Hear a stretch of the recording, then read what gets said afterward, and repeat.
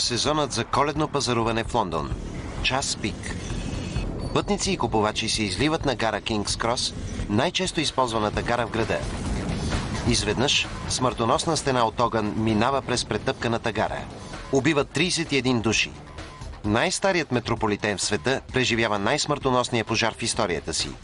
Сега, използвайки напреднали компютърни симулации, ще разберем какво точно е предизвикало трагедията. Катастрофите не се случват без причина. Те са резултат от серия критични събития, заключени във времето.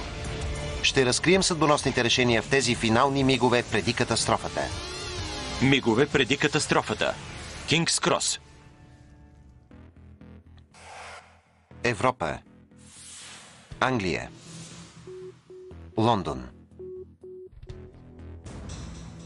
Гара Кингс Крос. Най-оживената гара в Англия.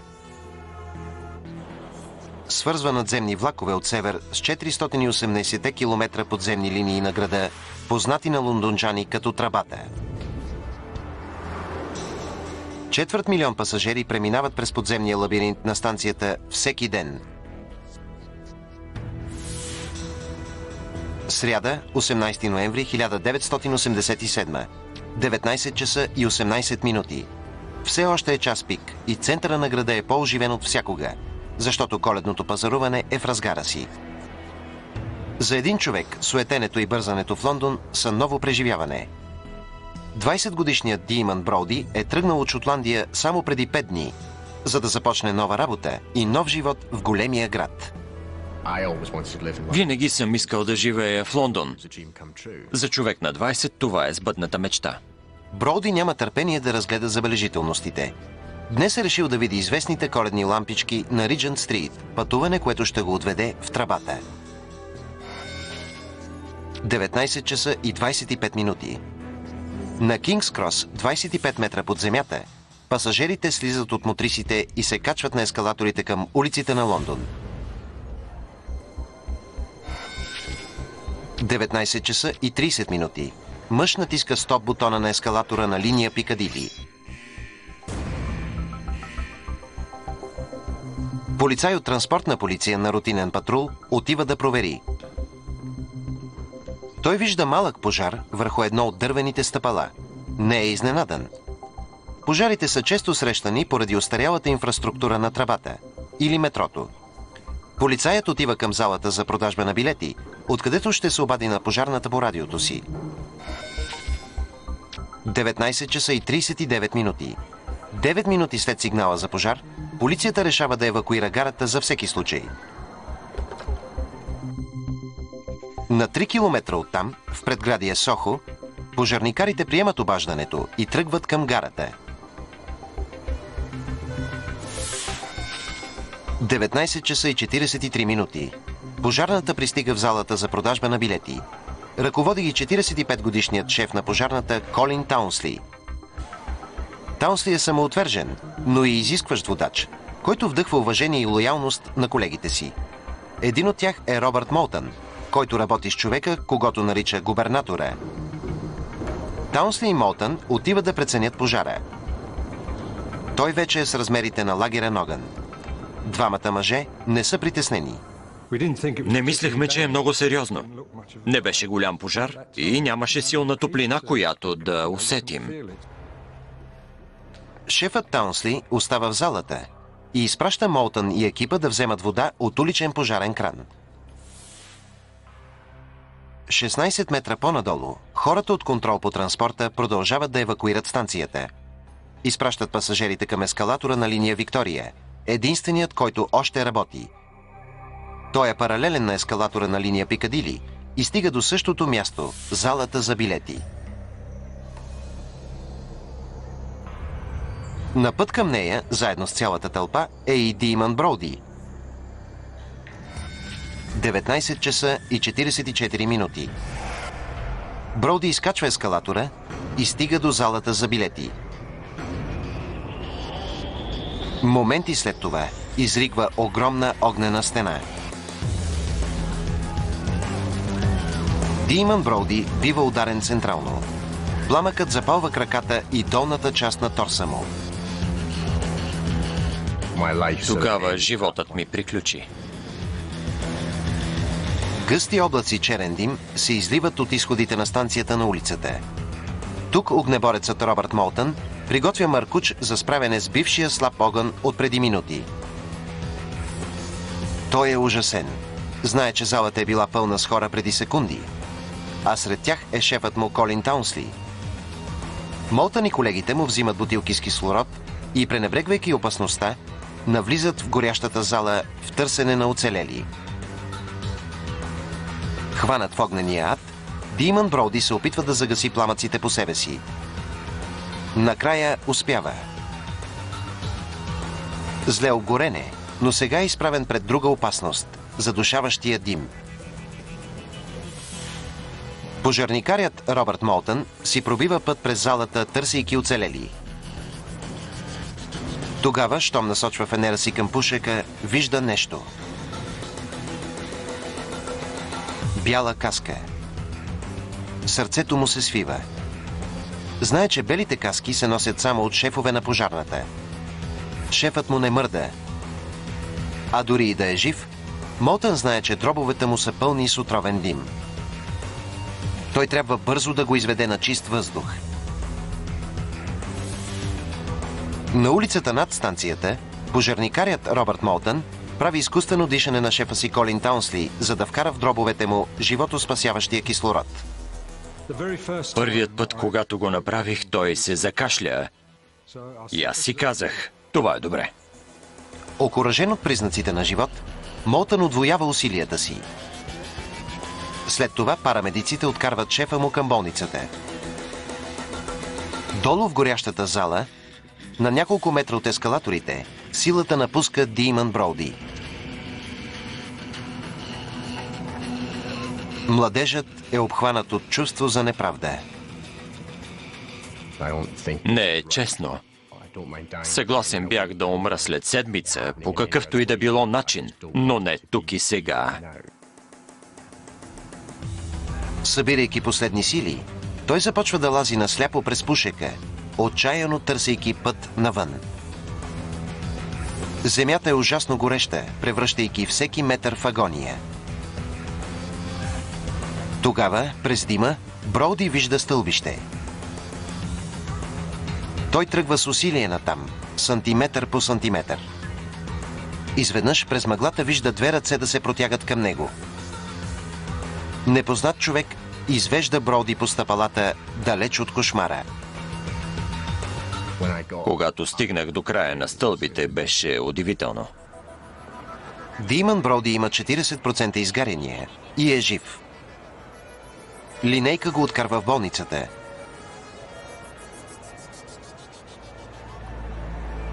При Кингс Крос огнеборците са овладели достатъчно пожара, за да влязат надолу.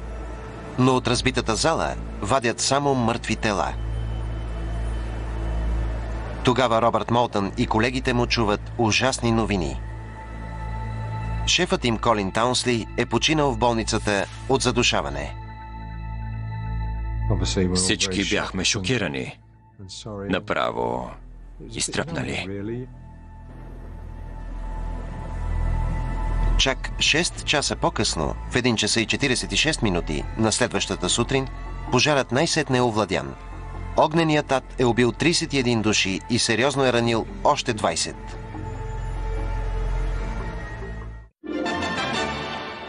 Добър вечер. Причината за пожара на станция Кингс Крос в сряда все още е неизвестна. Най-младата жертва е само на 7 години. Трагедията ужасява нацията.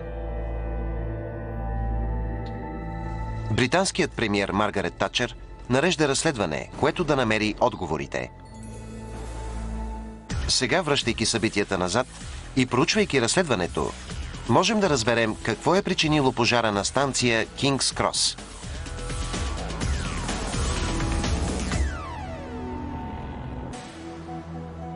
Правителството събира разследващ екип от 21 специалисти от 5 различни агенции.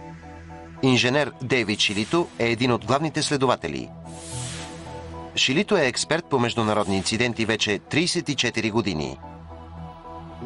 Формите на изгарянията бяха много съществени. Изгарянията по тавана и пушекът бяха почернили станцията. Огънят е бил много буен. Самата експлозивна сила на пожара предполага обезпокоителна възможност – терористична атака. Част от екипа е и съдебният следовател Дейвид Халидей, който е специалист в изследването на подозрителни пожари. В отцепената станция техниците свалят и проверяват останките от изгорелия ескалатор за улики. По средата на ескалатора откриват класическото обгаряне, което показва началната точка на пожара. Не могат да намерят следи от бомба тук или където и да било по ескалатора. Металните части също са здрави, значи бомба не е имало. Всички метални части, както и структурата на ескалатора, бяха здрави.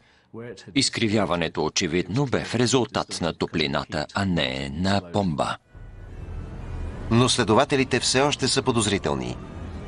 Скоростта на разрастване на пожара може да бъде обяснена с друг престъпен акт – палеж.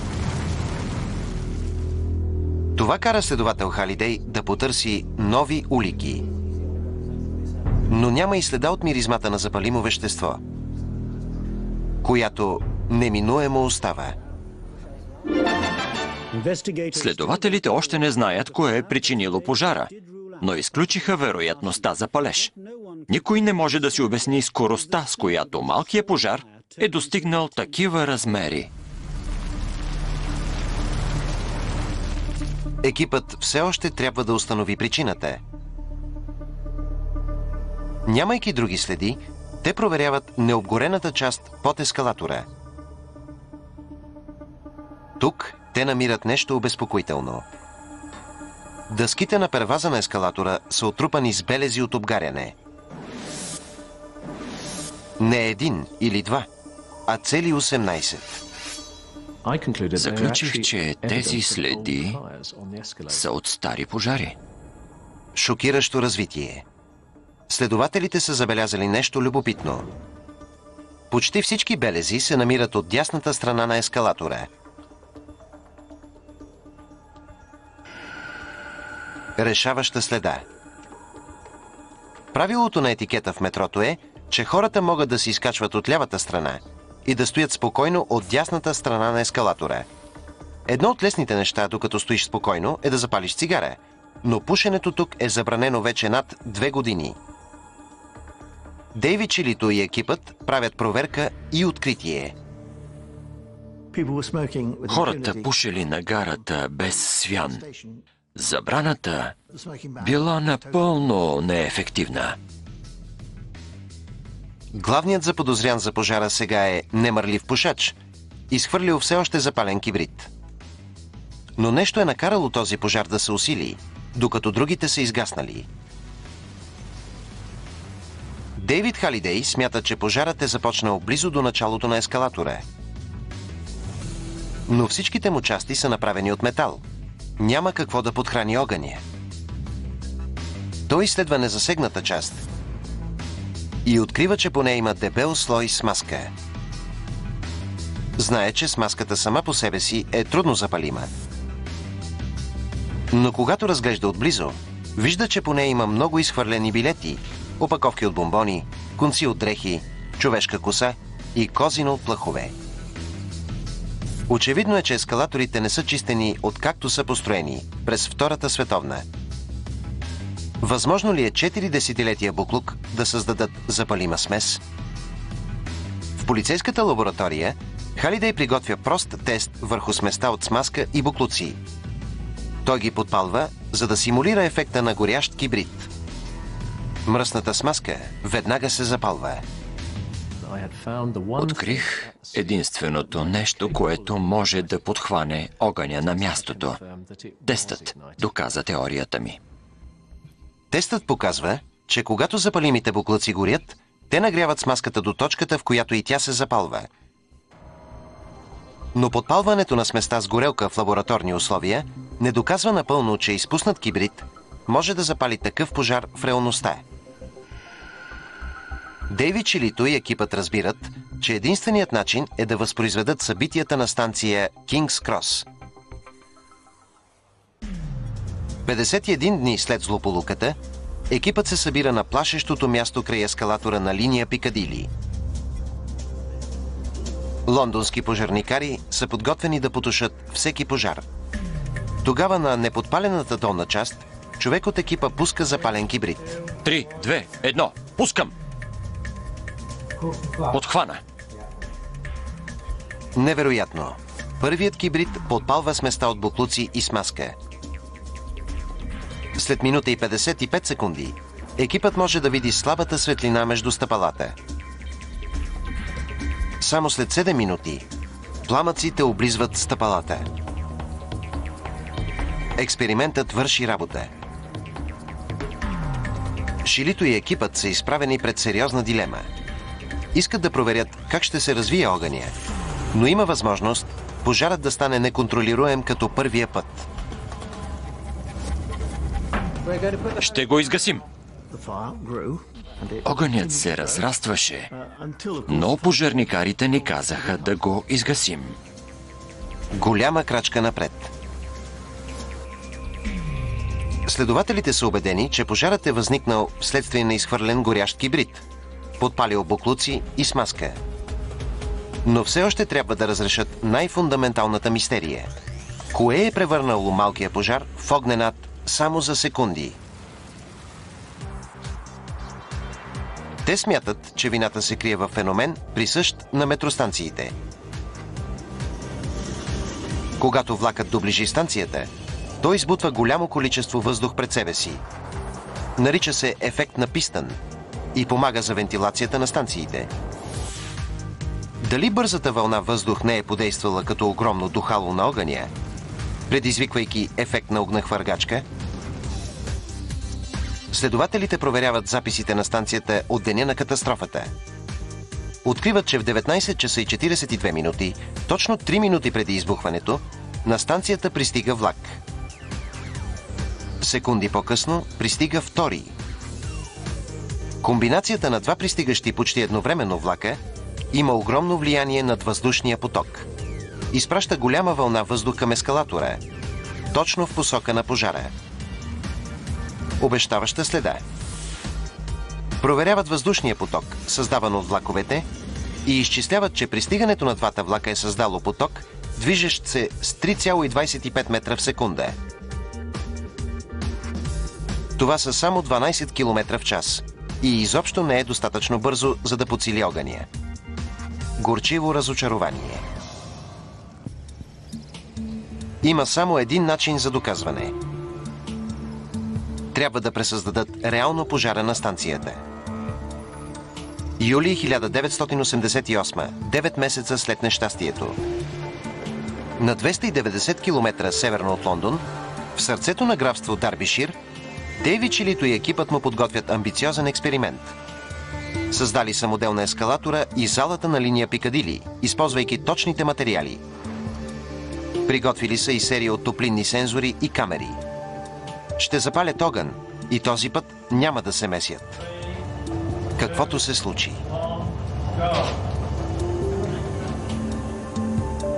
Техник подпалва ескалатора на точното място. След 6 минути огънят се държи като нормален пожар върху дърво. Пламъците стоят прави. С тази скорост ще отнеме до 60 минути на пожара да достигне залата.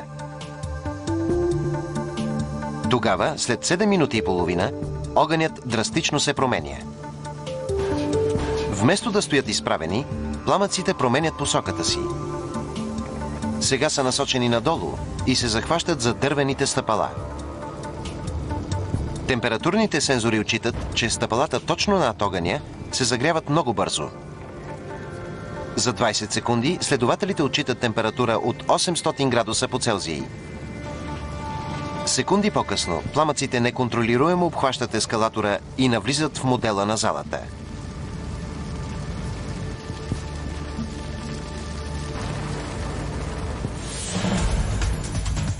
Следователите откриват, че не един, а два феномена са се съчетали, за да създадат ада на Кингс Крос.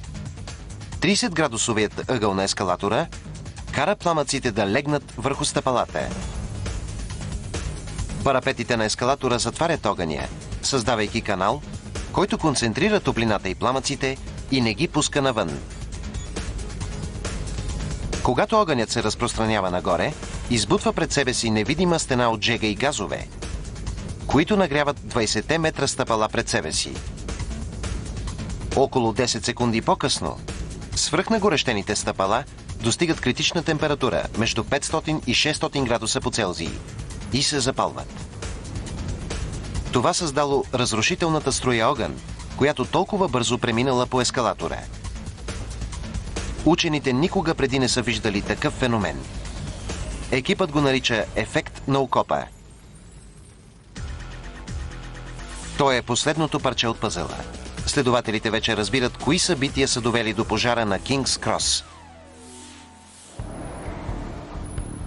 Сряда, 18 ноември 1987. Към края на пиковия час, човек върху ескалатора хвърля клечка кибрид.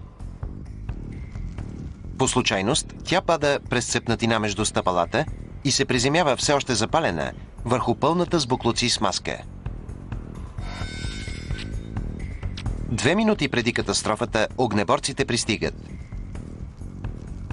Те не знаят, че поради ефекта на окопа, газове от огъня невидимо загряват дървените стъпала. 20 секунди преди катастрофата, Броуди и другите пасажери стъпват в залата за билети и тогава свръхнагорещения ескалатор внезапно избухва. Пламъците обхващат стъпалата със скорост 12 метра в секунда. Огнен стълб изригва в залата с топлинен еквивалент от 25 мегавата. Толкова енергия използва джъмбоджета при излитане. 31 души в залата умират от изгаряния и задушаване.